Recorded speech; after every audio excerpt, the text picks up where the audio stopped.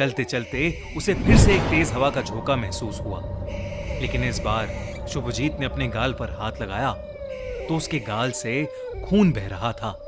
तभी अचानक उसे दिखा कि उस जंगल के सभी पेड़ों पर दो बड़ी बड़ी लाल और भयानक आंखें चमक रही हैं। उसे तब याद आया कि उस रात पूर्णमासी की रात थी। अब उसे उस राक्षस से जुड़ी सभी बातें सच लगने लगी थीं। उसे बिल्कुल भी समझ नहीं आ रहा था कि वो क्या करे। ऐसा लग रहा था कि उस जंगल में छोटी छोटी लाल लाइट्स चमक रही हों। वो जोरों से जंगल से भागा और अचानक से उस जंगल में से सैकड़ों उल्लू अपनी तीखी आवाज निकालते हुए हवा में उड़ने लगे और उसको उन उल्लुओं ने चारों तरफ से घेर लिया।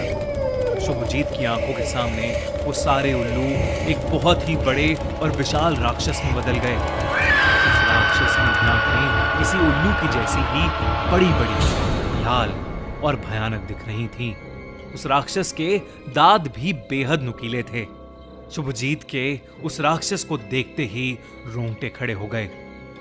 इससे पहले शुभजीत कुछ कर पाता, उस राक्षस ने अपने दोनों पंजे लिए और उसने तेजी से शुभजीत को नोच डाला। तभी शुभजीत के दोस्त उसे ढूंढते ढूंढते जंगल के अंदर पहुंच गए। उन्हें शुभजीत एक पेड़ के पास गिरा पड़ा मिला। उसका पूरा शरीर नीला पड़ चुका था और वो दर्द के मारे छटपटा रहा था। उसके पूरे शरीर पर पंजों के निशान थे। ऐसा लग रहा था जैसे किसी ने उसकी जान ही निकाल ली हो। उसके दोस्त उसे फौरन हॉस्पिटल ले गए और कुछ दिनों के इलाज के बाद वो थोड़ा बेहतर हो गया। शुभजीत ने जब लोगों को अपने साथ हुआ किस्सा बताया तो सब हैरान थे।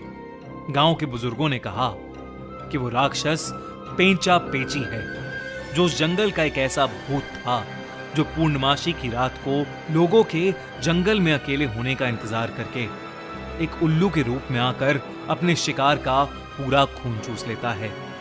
ये सुनने के बाद सबको पेंचा पेची राक्षस पर यकीन हो गया।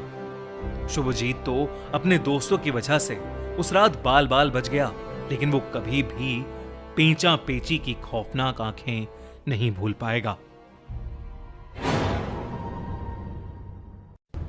बेगुन कोडार रेलवे स्टेशन। गौरव एक टिकट कलेक्टर था और उसकी पोस्टिंग बंगाल के एक छोटे से इलाके में बने एक रेलवे स्टेशन में हुई थी।